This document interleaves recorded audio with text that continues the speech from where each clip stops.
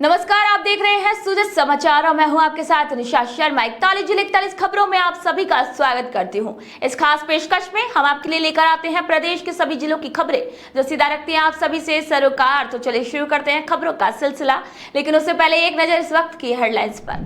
मुख्यमंत्री श्री भजनलाल शर्मा ने किया शिवपुर हेड का निरीक्षण, मौके पर मौजूद अधिकारियों से बातचीत कर दिए आवश्यक दिशा निर्देश। गंगानगर में बोले मुख्यमंत्री श्री भजनलाल शर्मा, प्रदेश में पानी की समस्या को हल करने के लिए उठाए गए ऐतिहासिक कदम। मुख्यमंत्री श्री भजनलाल शर्मा ने किया ऐलान, 5,950 रुपए प्रति क्विंटल सरसों और 5,650 रुपए प्रति क्विंटल पर होगी चने की खरीद। जहाजपुर में स्टेडियम का हुआ शिलान्यास, लगभग 3 करोड़ की लागत से बनकर होगा तैयार। चलिए अब खबरों पर बात करते हैं विस्तार से। खबरों की शुरुआत करते हैं मुख्यमंत्री श्री भजनलाल शर्मा के गंगानगर दौरे से। मुख्यमंत्री श्री भजनलाल शर्मा अपनी हनुमानगढ़ और गंगानगर की 2 दिवसीय यात्रा के दूसरे दिन बुधवार को गंगानगर पहुंचे। मुख्यमंत्री श्री भजनलाल शर्मा ने धान मंडी में आयोजित जनसभा को संबोधित करते हुए कहा कि यहाँ के किसानों से लगाव, यहाँ के किसान मेहनत करते हैं। उन्होंने कहा कि गंगानगर की भूमि किसानों की भूमि है, यहाँ की किन्नू का स्वाद पूरी दुनिया को भाता है। सीएम श्री भजनलाल शर्मा ने कहा कि प्रदेश में पिछली सरकार ने अपने पूरे 5 साल के कार्यकाल में केवल 5,53,000 मीट्रिक टन मूंगफली की खरीद की, जबकि हमारी सरकार बनने के बाद 4,85,000 मीट्रिक टन मूंगफली की खरीद की जा चुकी है। ऐसे ही पिछली सरकार में मूंगफली का समर्थन मूल्य 5,850 रुपए था, जिसे हमारी सरकार ने बढ़ाकर 6,783 रुपए प्रति क्विंटल कर दिया है। उन्होंने ये भी कहा कि पिछली सरकार में वर्ष 2022-23 में सरसों का एमएसपी 5,050 रुपए था, जिसे भी हमारी सरकार ने बढ़ाकर अब 5,950 रुपए प्रति क्विंटल कर दिया है। हमारी सरकार किसान हितैषी सरकार है, जो कि चना भी 5,650 रुपए प्रति क्विंटल की एमएसपी पर खरीदा जाएगा। श्री शर्मा ने कहा कि हमारी सरकार बनते ही हमने प्रदेश में पानी की समस्या को हल करने के लिए अनेक ऐतिहासिक कदम उठाए हैं। हमने पहले ही महीने में लंबे समय से अटकी ईआरसीपी को लेकर महत्वपूर्ण समझौता किया। इस परियोजना का काम अब धरातल पर भी तेजी से हो रहा है। इसी तरीके से हमने शेखावाटी को यमुना जल समझौते की सौगात दी। माही बेसिन में जल प्रबंधन, देवास प्रोजेक्ट, नर्मदा का पानी के लाभ अन्य जिलों को मिलने और राजस्थान वाटर ग्रिड कॉर्पोरेशन स्थापना, आईजीएनपी प्रणाली का सुदृढ़ीकरण जैसे विभिन्न निर्णयों से राज्य में सिंचाई और पेयजल के लिए पर्याप्त पानी अब उपलब्ध हो सकेगा। मुख्यमंत्री ने कहा कि श्रीगंगानगर और उससे जुड़े क्षेत्रों में जल संसाधनों को सुदृढ़ करने के लिए कई महत्वपूर्ण योजनाएं शुरू की गई हैं। फिरोजपुर फीडर के अंतर्गत 200 करोड़ रुपए की लागत के कार्य, कवर से लिफ्ट नहर क्षेत्र में क्षतिग्रस्त खालों के जीर्णोद्धार का कार्य, भाखड़ा और गंग नहर परियोजना के अंतर्गत शेष रहे खालों का निर्माण, 200 करोड़ रुपए की लागत से रायसिंह नगर, अनूपगढ़, घटसाना, रावला और श्री विजयनगर के 44,000 हेक्टेयर सिंचित क्षेत्र में पक्के खालों का पुनर्निर्माण जैसे कार्यों से स्थानीय किसानों को लाभ मिलेगा। उन्होंने कहा कि हमारी सरकार ने श्रीगंगानगर में मिनी सचिवालय की मांग को पूरा करते हुए 40 करोड़ रुपए की स्वीकृति भी जारी कर दी है। श्री भजनलाल शर्मा ने कहा कि राज्य सरकार समृद्ध और खुशहाल राजस्थान की परिकल्पना को साकार करने के निरंतर निर्णय ले रही है। उन्होंने कहा कि गेहूं की एमएसपी में वृद्धि, किसान सम्मान निधि में बढ़ोतरी, 47 लाख किसानों को अल्पकालीन ब्याज मुक्त फसली ऋण का वितरण, प्रधानमंत्री फसल बीमा योजना के तहत 3,000 करोड़ रुपए से अधिक के बीमा क्लेम वितरित जैसे निर्णयों से किसानों को राहत मिल रही है। बढ़ते आगे और बात करते हैं अजमेर की, जहां राज्य मंत्री श्री झावर सिंह खर्रा ने मंगलवार को अजमेर विकास प्राधिकरण द्वारा 142 लाख रुपए की लागत से राजा साइकिल चौराहे के पास बने पार्क का उद्घाटन किया। उन्होंने कहा कि मुख्यमंत्री श्री भजनलाल शर्मा के नेतृत्व में सरकार विकास और जन कल्याण के लिए पूरी तरीके से प्रतिबद्ध है। पार्क का लोकार्पण करने के बाद मंत्री श्री झावर सिंह खर्रा पास में बनी अन्नपूर्णा रसोई में पहुंचे और औचक निरीक्षण भी किया। और इसके साथ ही राज्य मंत्री श्री झावर सिंह खर्रा ने करीब 10 करोड़ रुपए की लागत से श्रीनगर रोड से जेपी नगर टेम्पो स्टैंड तक मुख्य सड़क के निर्माण का शिलान्यास किया। आप सभी को बता दें कि मुख्यमंत्री श्री भजनलाल शर्मा के नेतृत्व में सरकार विकास और जन कल्याण के लिए पूरी तरीके से काम कर रही है। गर्मियों में पीने के पानी की समस्या ना हो, इसी को लेकर जन स्वास्थ्य अभियांत्रिकी और भूजल मंत्री श्री कन्हैया लाल चौधरी ने टोंक में जिला कलेक्ट्रेट सभागार में अधिकारियों के साथ बैठक की और जिले में जलापूर्ति व्यवस्था की समीक्षा की। आप सभी को बता दें कि मंत्री ने अधिकारियों से ये कहा कि गर्मी के मौसम में लोगों को पर्याप्त पानी मिलना सुनिश्चित किया जाए। उन्होंने ये भी बताया कि प्रधानमंत्री श्री नरेंद्र मोदी और मुख्यमंत्री श्री भजनलाल शर्मा ने जल जीवन मिशन को 2028 तक बढ़ा दिया है ताकि प्रदेश के हर घर को शुद्ध और पर्याप्त पेयजल मिल सके। जिस तरह से टेम्परेचर बढ़ रहा है, हर साल गर्मी के अंदर राज्य सरकार गर्मी से पहले जो व्यवस्थाएं करती है, कंसल्टेंसी के अंदर जो सैंक्शन निकालती है, ट्यूबवेल हैंड पंप की रिपेयरिंग का काम चलता है, परिवहन की व्यवस्था करनी पड़ती है और भी जितने नए सैंक्शन जो करनी है उनकी समीक्षा बैठक आज टोंक जिला सभागार में हमारे विधानसभा के साथी रामसाहेब जी, राजेंद्र जी, हमारे जिला अध्यक्ष जी, हमारे जिला प्रमुख जी, यहाँ के सभी अधिकारी, माननीय कलेक्टर मैडम और सभी हमारे जनप्रतिनिधि, हमारे सभी अधिकारी आज इस जिले की समीक्षा बैठक ली है, जिसके अंदर हमने जो भी पीएचईडी के जो काम चल रहे थे, चाहे प्रोजेक्ट के काम हो, चाहे रेगुलर काम हो, बजट में जो जो घोषणाएं की है उनको किस स्टेज पे काम आगे बढ़ा, क्या क्या सैंक्शन आई, कौन सी नहीं आई, कौन सी फाइनेंस पड़ी है, इसके आज समीक्षा बैठक हुई है।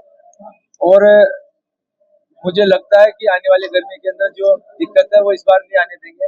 इस बार हमारी यशस्वी मुख्यमंत्री भजनलाल जी ने बहुत एक्स्ट्रा बजट दिया है और सभी जिलों में मेरे जाने के हिसाब से लग रहा है कि जो ये गर्मी है, इस गर्मी के अंदर हमने लगभग 150 करोड़ रुपए तो कंसल्टेंसी के सैंक्शन किए हैं। हर विधानसभा के अंदर जो भी हमारे माननीय सदस्य जितने भी इन्होंने ट्यूबवेल एंड पंप्स जो हमारे पास भेजे उनके हमने सैंक्शन निकाल दिए। टैंकर परिवहन अगर कहीं करना पड़ा वो भी करेंगे। पिछले साल हर जिला कलेक्टर को हमने 50-50 लाख रुपए कंटिजेंसी के एक्स्ट्रा फंड दिया था इमरजेंसी के लिए। इस बार हमने 1-1 करोड़ रुपए उसको भी बढ़ाया। इस आधार पे लगता है कि इस बार गर्मी के अंदर कहीं भी हम प्रॉब्लम नहीं आने देंगे। आपने एक सुझाव भी दिया था कि पारंपरिक जो स्रोत है, तालाब, बावड़ी, उनको साफ सफाई करके और स्थानीय स्तर पर उसकी व्यवस्था की जाए।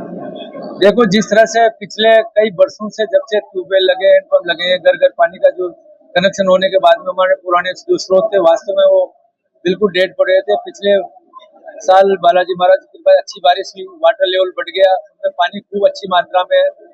मैंने सभी हमारे जनप्रतिनिधि और हमारे जो भी कार्यकर्ता बंधु है, हमारे सभी अधिकारियों को मैंने बोला कि जहाँ जाइए आपको लगता है कि इसमें पानी की क्वालिटी अच्छी है, उनकी साफ सफाई करने के लिए मैंने एस्टिमेट बनाने के लिए बोल दिए। उनकी साफ सफाई करेंगे, उनका मेंटेनेंस भी करेंगे, उनके अंदर कहीं पे मोटर लगा के उसको पानी का हम बाढ़ लेके छोटा सा टैंक बना के जानवरों के लिए भी हम उसको यूज में ले लें, आदमी के लिए भी ले लें। जो हमारा जो सोर्स जहाँ पे लाइन है डेली उससे जोड़ने के लिए जो भी हमें करना पड़ेगा, जो भी हमारे पास प्रपोजल आएंगे सारी सैंक्शन देंगे। पैसे की हमारे पास कोई कमी नहीं है। जो भी माननीय हमारे सदस्य, हमारे अधिकारी जहाँ जरूरत पड़ती जितना भी हमारे प्रपोजल सारी सैंक्शन देंगे। आपके गिरिडीह जिले के अंदर 48 घंटे में पानी आ रहा है, 10 से 15-20 मिनट के अंदर पानी आता है, मीठा पानी। बाकी ट्यूबवेलों से पानी आ रहा है, खारा पानी का जनता की मांग करती है, उसको किस तरह से? देखो, सबसे पहले तो मैं आपको बताना चाहता हूँ कि 15 अगस्त 2019 को देश के यशस्वी प्रधानमंत्री मोदी जी ने पूरे भारत में जल जीवन मिशन का काम चालू किया था और वो मार्च 2024 से पहले पूरा करना था। दुर्भाग्य से राजस्थान की पिछली सरकार जो कांग्रेस की थी समय पे काम नहीं कर पाई, केवल 30% ही काम कर पाए। पूरे राज्यों के अंदर 90% काम पूरा हो चुका था, जबकि सबसे ज्यादा पानी की आवश्यकता, क्योंकि ये मरु प्रदेश है, सबसे पानी की कमी राजस्थान में है, यहाँ सबसे ज्यादा काम होना चाहिए था। यहाँ पे लगभग 93,000 करोड़ रुपए का बजट का आवंटन हुआ था, काम करने थे लगभग 30,000 करोड़ के ये काम कर पाए। मैं धन्यवाद देना चाहता हूँ देश के यशस्वी प्रधानमंत्री मोदी जी को, जिन्होंने हमारे देश के, हमारे राजस्थान के यशस्वी मुख्यमंत्री भजनलाल जी की मांग के आधार पर राजस्थान की जनता की स्थिति को देखते हुए, यहाँ की डिमांड को देखते हुए इन्होंने निवेदन किया, निवेदन माना उन्होंने, और अभी 1 अप्रैल 2025 से जल जीवन मिशन को 2 मार्च 2028 से बढ़ाने का काम किया।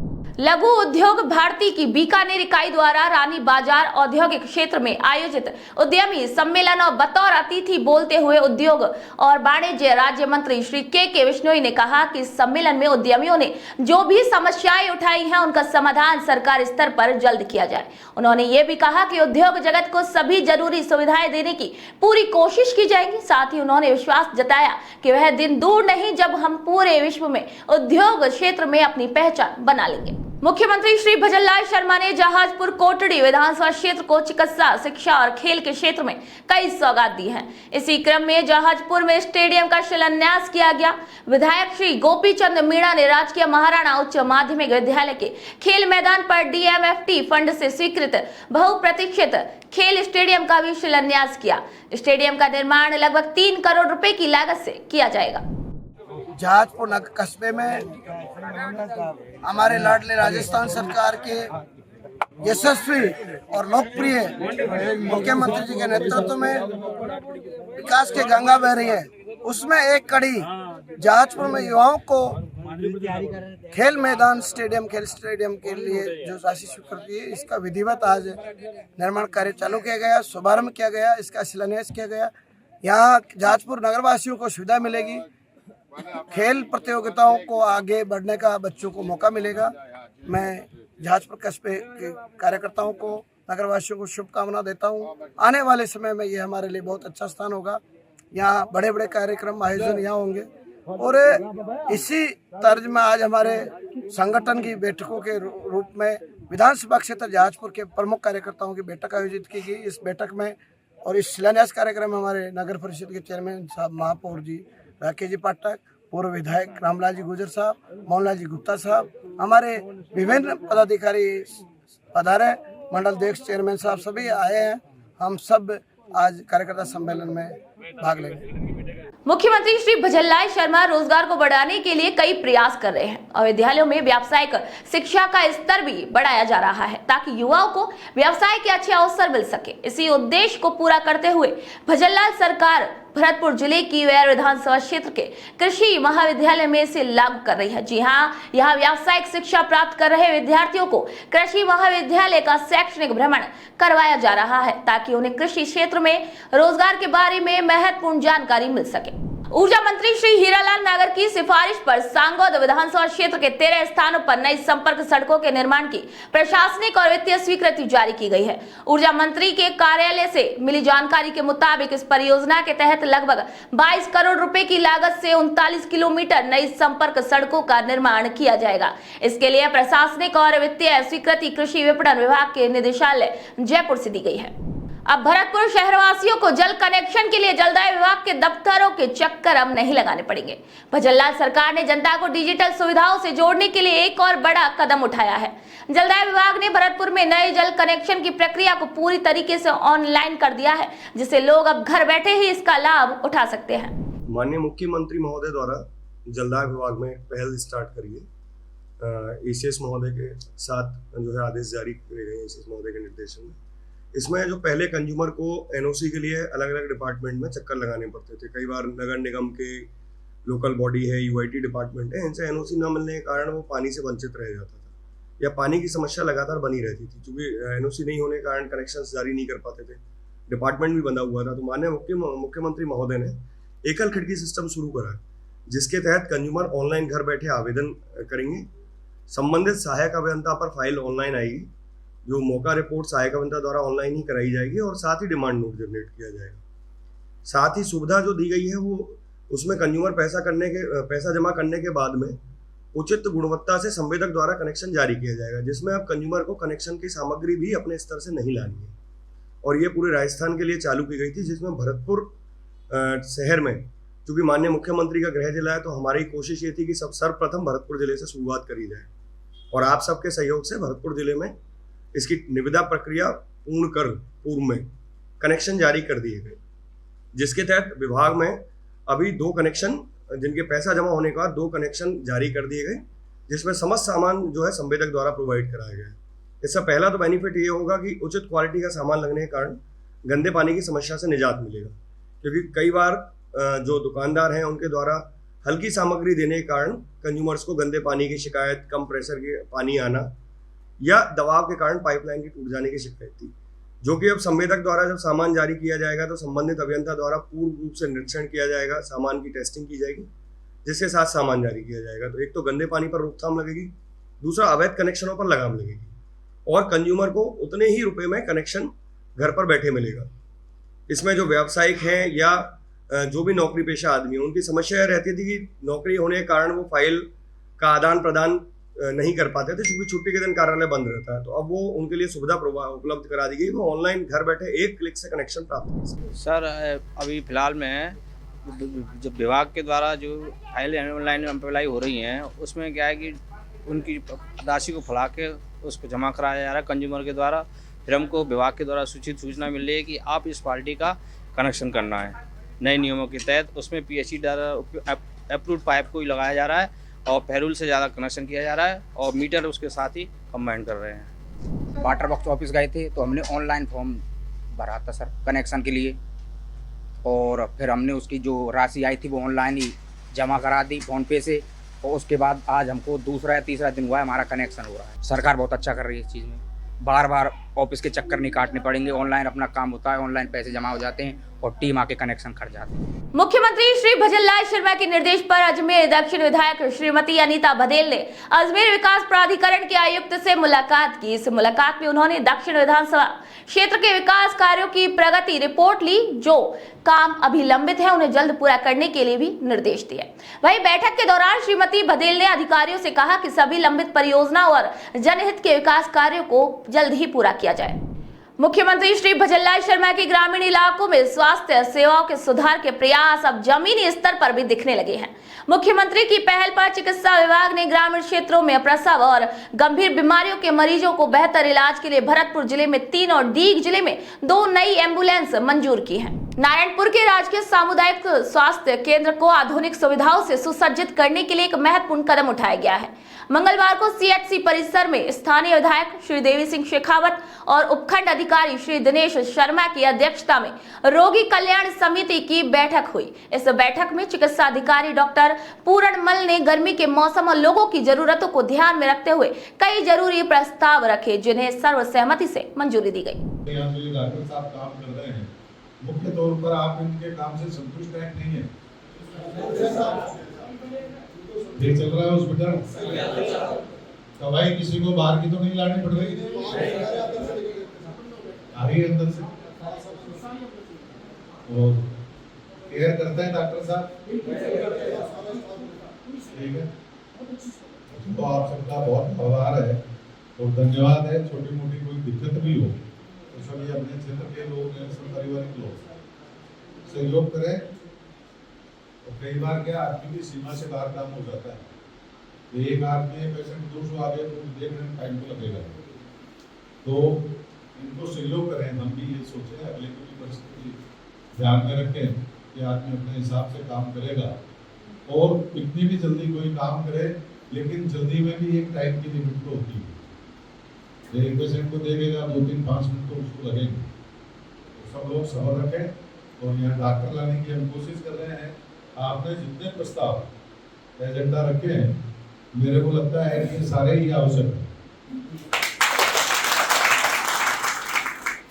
ये डीपी शिफ्टिंग के लिए बोला है, अब ये तो केवल चिकित्सालय नहीं, अपन तो पूरे क्षेत्र में एक और ग्रेड स्थापना की कोशिश कर रहे हैं। मुख्यमंत्री श्री भजनलाल शर्मा की मंशा के मुताबिक जिले में अवैध खनन रोकने के लिए अब खनन विभाग के साथ पुलिस, परिवहन, राजस्व व वन विभाग के अधिकारी मिलकर सख्त कार्रवाई करेंगे।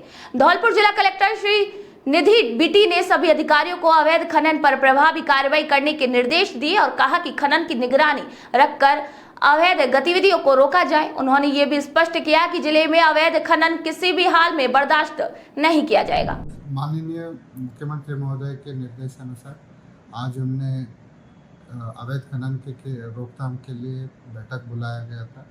उसमें SP साहब उपस्थित थे, माइनिंग इंजीनियर और कुछ माइनिंग कारोबारी भी आज उपस्थित थे और सारे ब्लॉक से, तहसील से और सब डिवीज़न से SDO तहसीलदार भी जुड़े हुए थे। इसमें जो राज्य सरकार के माध्यम से जो दिए गए डायरेक्शन है वो सभी लोगों को बताया गया और साथ ही प्रभावी रोकथाम के लिए हमें जो भी चेक पॉइंट्स लगाना है, जो भी ऐसे संदिग्ध लोग हैं, खनन माफिया लोग हैं, उनके लिस्टिंग करना और साथ ही चेक पॉइंट, एग्जिट पॉइंट और जहाँ पे माइनिंग होता है उसकी सर्वे के लिए डायरेक्शन दे दिया गया है।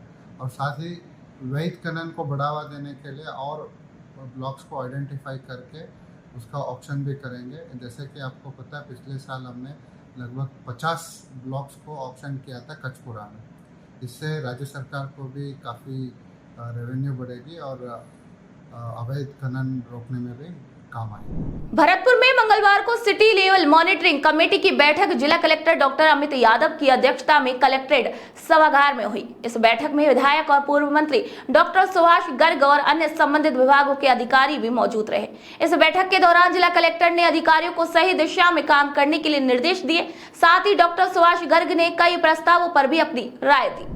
रतनगढ़ शहर में RUIPD के चतुर्थ चरण में चल रही सीवेज परियोजना के तहत किसानों की बैठक आयोजित की गई। इस बैठक में RUIPD के अधिशासी अभियंता श्री RD गर्ग ने किसानों के सवालों का जवाब देते हुए उनकी शंकाओं का समाधान किया। उन्होंने किसानों को सीवेज जल मल शोधन संयंत्र द्वारा उपचारित जल की प्रक्रिया के बारे में समझाया और बताया कि यह उपचारित जल फसलों के लिए फायदेमंद है। बढ़ते आगे बात करते हैं सलुम्बर की, जहां जिला कलेक्टर श्री अवधेश मीणा ने मंगलवार को कराकला क्षेत्र का दौरा किया। इस दौरान उन्होंने ग्राम पंचायत कराकला कार्यालय का निरीक्षण किया और जरूरी दिशा निर्देश दिए। निरीक्षण के दौरान जिला कलेक्टर ने क्षेत्र की प्रमुख समस्याओं, प्रशासनिक कामकाज, जन सुनवाई में आए मामलों के निस्तारण, संपर्क पोर्टल और ई-फाइल जैसी विभिन्न चीजों पर चर्चा की। उन्होंने कहा कि हर योजना में ज्यादा से ज्यादा लोगों को लाभ पहुंचाना चाहिए और सरकार की योजनाओं को सही तरीके से लागू करने में मदद करनी चाहिए।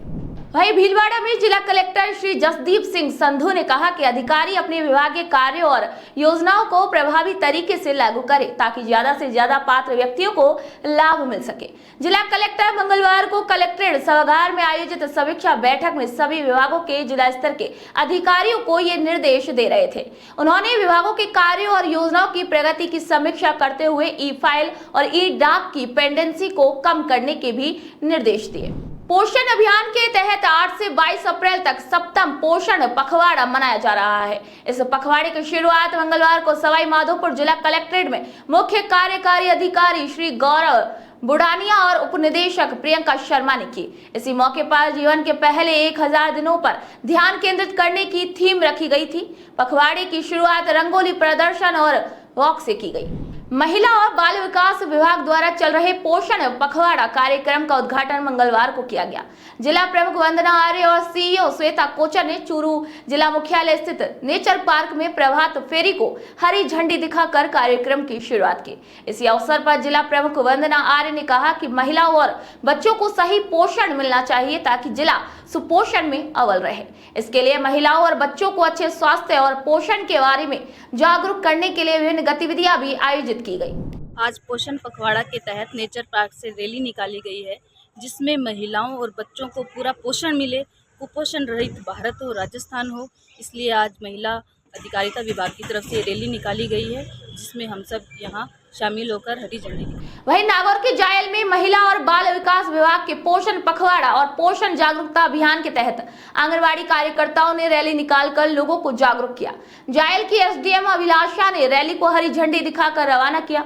पोषण पखवाड़े का 7वां संस्करण और 8 अप्रैल से 23 अप्रैल 2025 तक मनाया जाएगा। लूणकरणसर में महिला और बाल विकास परियोजना के तहत हर साल की तरह इस बार भी सप्तम पोषण पखवाड़ा आयोजित किया गया।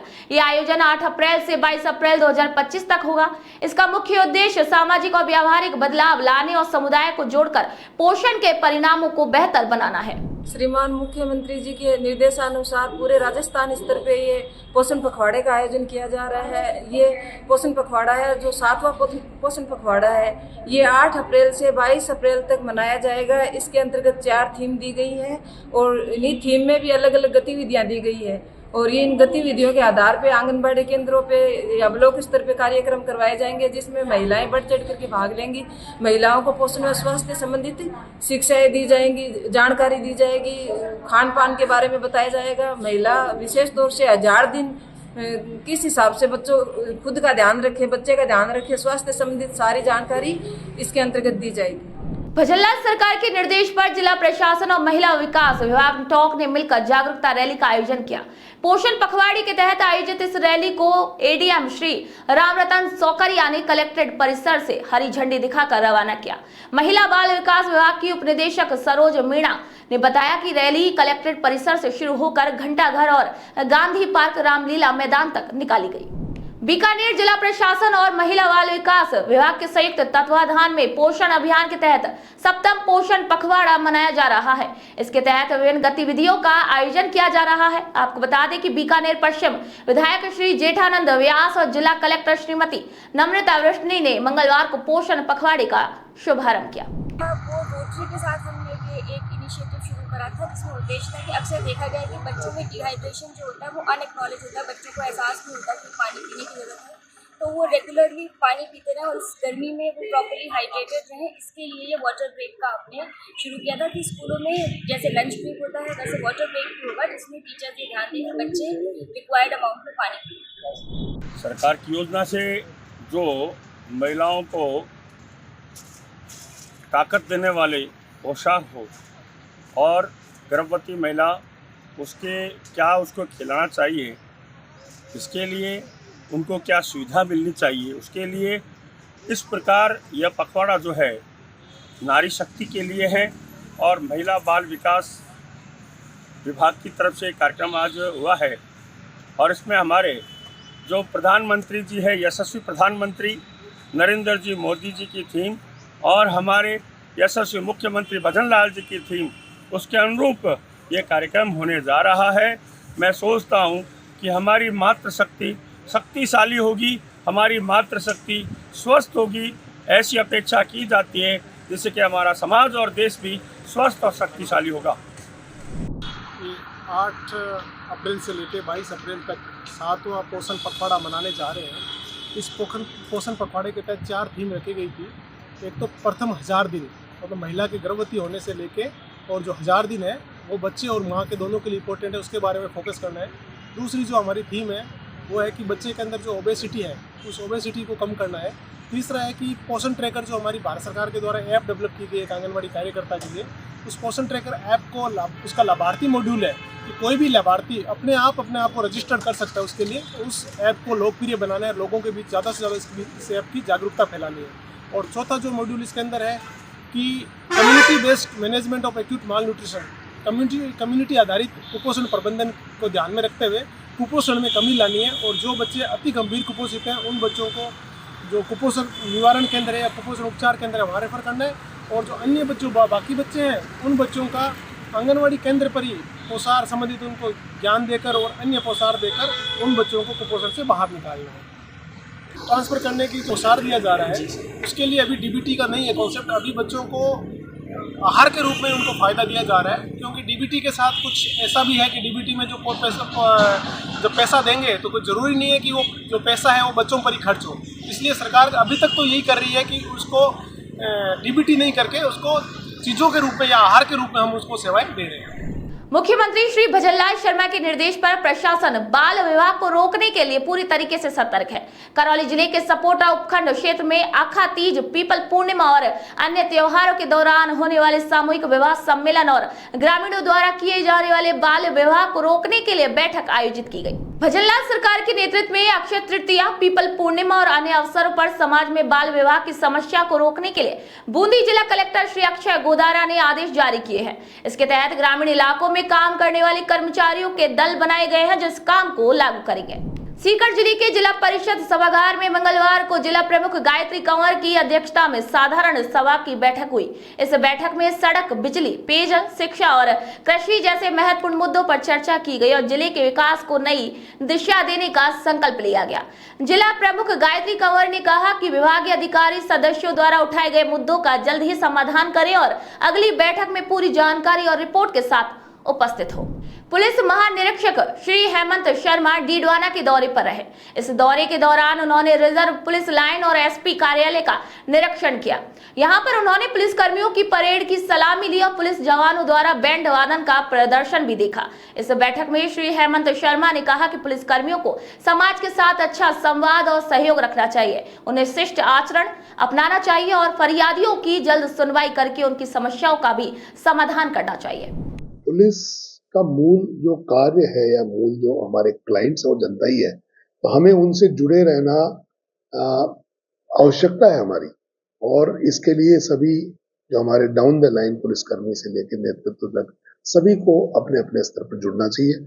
समाज में इसके अलावा राज्य सरकार की विभिन्न योजनाएं जो आपने अभी नाम ली है, उन सभी योजनाओं के माध्यम से हम समाज से निरंतर जुड़ने की, समाज की पुलिसिंग की आवश्यकताओं को पहचानने की और उन आवश्यकताओं को किस तरह से हम एड्रेस करते हैं, इसमें भी उनके सुझावों को समझने की जो सोच है वो हम दिखाएं तो निश्चित रूप से जनता के भी करीब रहेंगे। अपराध के नियंत्रण, सामुदायिक पुलिसिंग और कानून व्यवस्था की स्थिति में भी हम कंट्रीब्यूट कर पाएंगे। गर्मी शुरू होते ही विद्युत निगम ने बिजली की सप्लाई सुनिश्चित करने के लिए तैयारियां शुरू कर दी है। विद्युत निगम के एक्सीएन श्री विवेक शर्मा ने बताया कि मंगलवार को धौलपुर शहर के जेईएन और अन्य कर्मचारियों की बैठक की गई, जिसमें उन्हें निर्देश दिए गए कि जहां भी बिजली तंत्र ओवरलोड है वहां सिस्टम में सुधार के लिए 7 दिन में प्रस्ताव बनाकर उच्च अधिकारियों को भेजा जाए। इसके अलावा फीडर ट्रिपिंग कम करने के लिए भी फीडर की देखरेख करने और लंबित कनेक्शन 7 दिन में पूरे करने के भी आदेश दिए गए। अभी चूंकि गर्मी स्टार्ट होने वाली है और विशेष तौर से कस्बे के अंतर्गत जैसा कि बताया कि पूर्व में पिछली गर्मियों में कुछ स्थानों पर ओवरलोडिंग या बिजली चोरी के कारण जो आग हुए सिस्टम में ट्रिपिंग की संख्या ज़्यादा थी, इसको देखते हुए अभी फीडर इंचार्ज और आपने एएस की मीटिंग ली गई और इसमें को निर्देश दिए गए कि जहाँ भी विद्युत तंत्र ओवरलोड है, जिसमें ट्रांसफार्मर है या केबल है या कहीं कंडक्टर है, तो उसके प्रस्ताव अगले 7 दिन में बना के दे रहे हैं। और गर्मियों की वो तैयारी रखें कि जहाँ भी ज़्यादा समस्याएं आती हैं वहाँ पे अभी पहले ही काम कर लें। जहाँ तक मेंटेनेंस का सवाल है तो मेंटेनेंस भी अभी अगले 5-7 दिन में पूरा कर लें, जिससे कि जैसे अभी टेम्परेचर बढ़ेगा तो उसमें उपभोक्ताओं को दिक्कत ना आए। इसके अलावा अभी विद्युत क्षीण 48% है कस्बे में, जिससे डिस्कॉम को हर महीने लगभग 4 करोड़ की हानि हो रही है। तो इसको देखते हुए अभी कुछ स्थानों को चिन्हित किया गया है और वहाँ पर बिजनेस कार्रवाई स्टार्ट की जाएगी, जो गर्मियों में लगातार जारी है।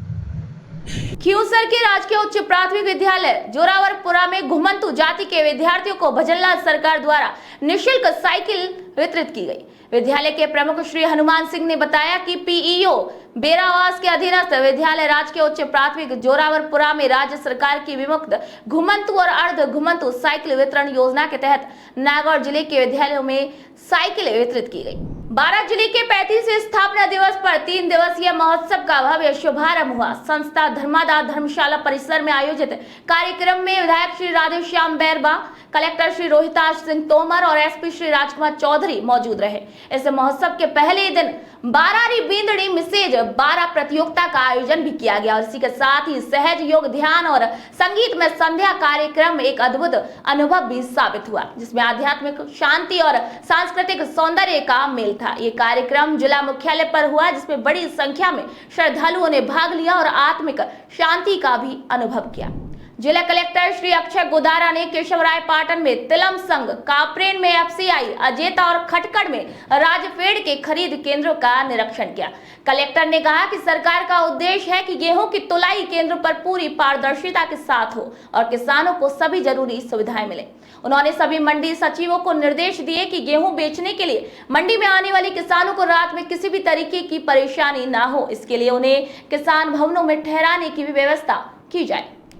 स्थानीय निकाय विभाग के प्रमुख शासन सचिव श्री राजेश कुमार यादव ने शहरी क्षेत्रों में स्वच्छता, सार्वजनिक प्रकाश व्यवस्था और अन्य मुद्दों की समीक्षा के लिए बैठक ली। उन्होंने कहा कि जिले के सभी नगर निकायों में स्वच्छता और प्रकाश व्यवस्था को अच्छे से बनाए रखा जाए। साथ ही उन्होंने ये भी कहा कि डोर टू डोर कचरा संग्रहण के लिए यूजर चार्जेस भी जमा किए जाएं। जयपुर में कला, संगीत और रंगमंच का त्रिवेणी संगम जवाहर कला केंद्र का 3 दिवसीय 32वां स्थापना दिवस समारोह मंगलवार को शुरू हुआ। स्थापना दिवस के अवसर पर अपने अद्भुत शिल्प के लिए देश भर में मशहूर जवाहर कला केंद्र का परिसर कला के विविध रंगों से रोशन हो उठा। जन स्वास्थ्य अभियांत्रिकी विभाग के अतिरिक्त मुख्य सचिव श्री भास्कर सावंत ने वीडियो कॉन्फ्रेंसिंग के जरिए सभी अतिरिक्त मुख्य अभियंता और अधीक्षण अभियंताओं के साथ बजट घोषणा, समर कंटीजेंसी कार्य और जल जीवन मिशन के तहत हो रहे कामों की समीक्षा की।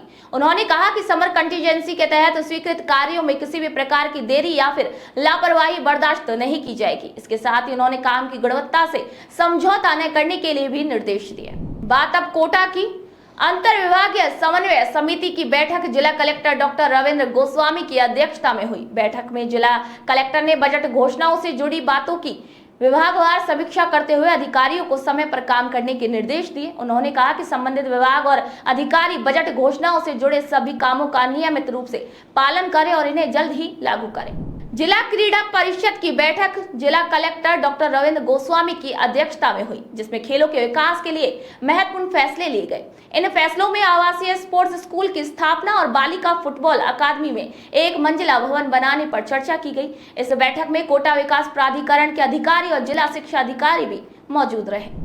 प्रतापगढ़ जिले में राज्य सरकार के निर्देश पर आमजन की समस्याओं को हल करने के लिए रात्रि चौपाल आयोजित की गई। इस चौपाल की अध्यक्षता जिला कलेक्टर डॉक्टर अंजलि राजौरिया ने की। रात्रि चौपाल का मुख्य उद्देश्य ग्रामीणों की समस्याओं को सुनकर उनका जल्द ही समाधान करना था। मुख्यमंत्री श्री भजनलाल शर्मा के निर्देश पर नदबई क्षेत्र के गगवाना गांव में एडीएम प्रशासन श्री घनश्याम शर्मा ने रात्रि चौपाल आयोजित की। इस दौरान उन्होंने ग्रामीणों की समस्याएं सुनी।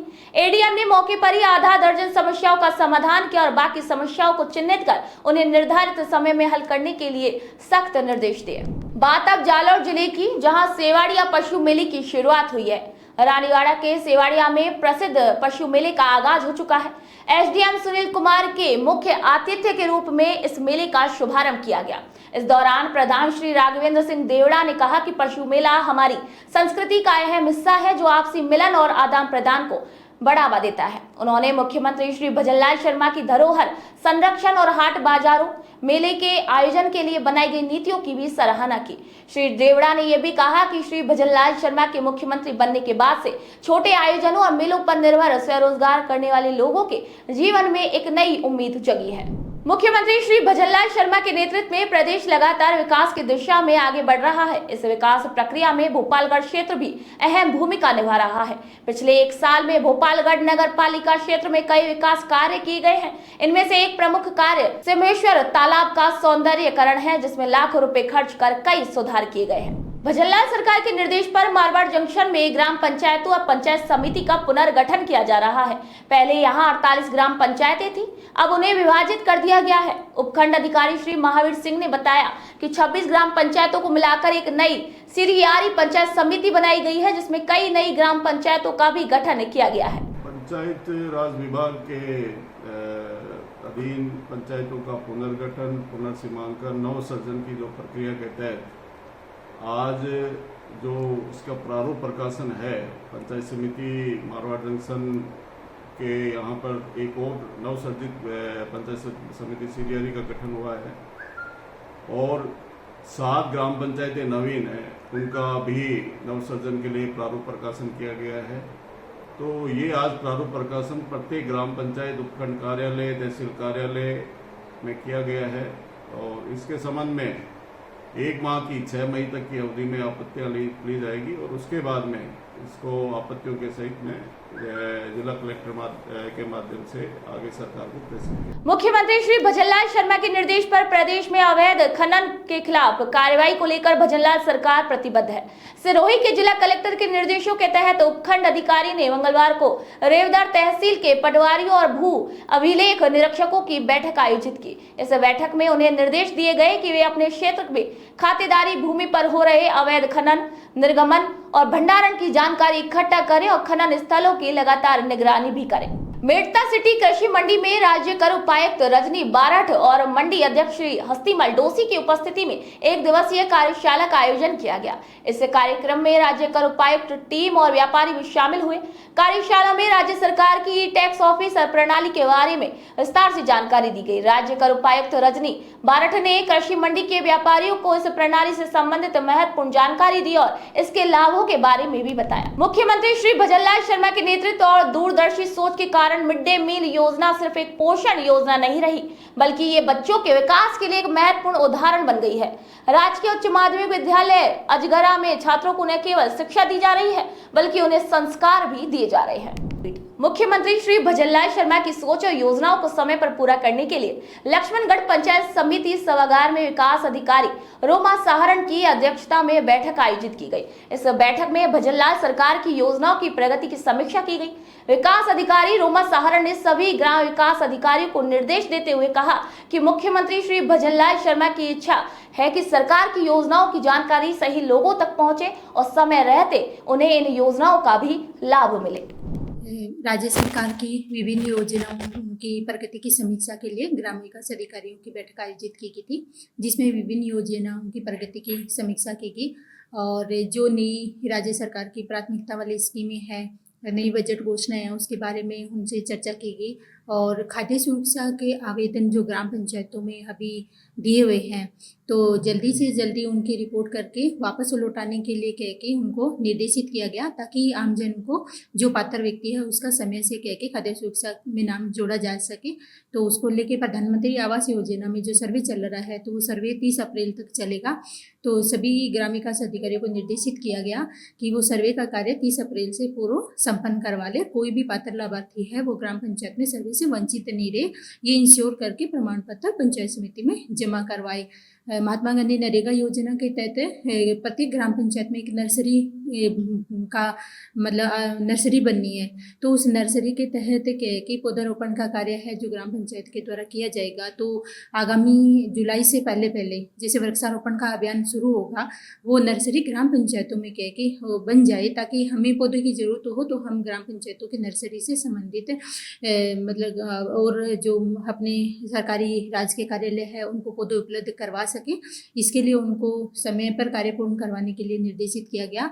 और महात्मा गांधी नरेगा योजना में जो अपूर्ण कार्य है, जो विभिन्न पहले पुराने सालों से कह के पेंडिंग पड़े हैं, तो उनको जल्दी कंप्लीट करवाने के लिए निर्देशित किया गया, ताकि इनकम्प्लीट कार्यों की संख्या है वो ज़्यादा ना हो और वो कार्य पूर्ण होने पर कह के नई कार्य सैंक्शन हो सके और भी लाभार्थियों को कह के इस योजना का लाभ मिल सके। बीकानेर में एसडीएम राजकीय जिला चिकित्सालय और editor association of news portals के संयुक्त तत्वाधान में मंगलवार को पत्रकारों और उनके परिजनों के लिए स्वास्थ्य जांच और परामर्श शिविर आयोजित किया गया। इस शिविर का उद्घाटन बीकानेर पश्चिम विधायक श्री जेठानंद व्यास ने किया। संगठन के अध्यक्ष श्री आनंद आचार्य और सचिव श्री विनय थानवी ने अपनी टीम के साथ श्री व्यास का स्वागत किया। इस दौरान विधायक श्री जेठानंद व्यास ने पत्रकारों को संबोधित करते हुए कहा कि स्वास्थ्य जागरूकता उनके लिए बहुत महत्वपूर्ण है, क्योंकि वे समाज को सूचित करने का महत्वपूर्ण काम करते हैं। तो 41 जुलाई 41 खबरों में फिलहाल के लिए इतना ही। फिर आप सभी से मुलाकात होगी, तो तब तक के लिए नमस्कार।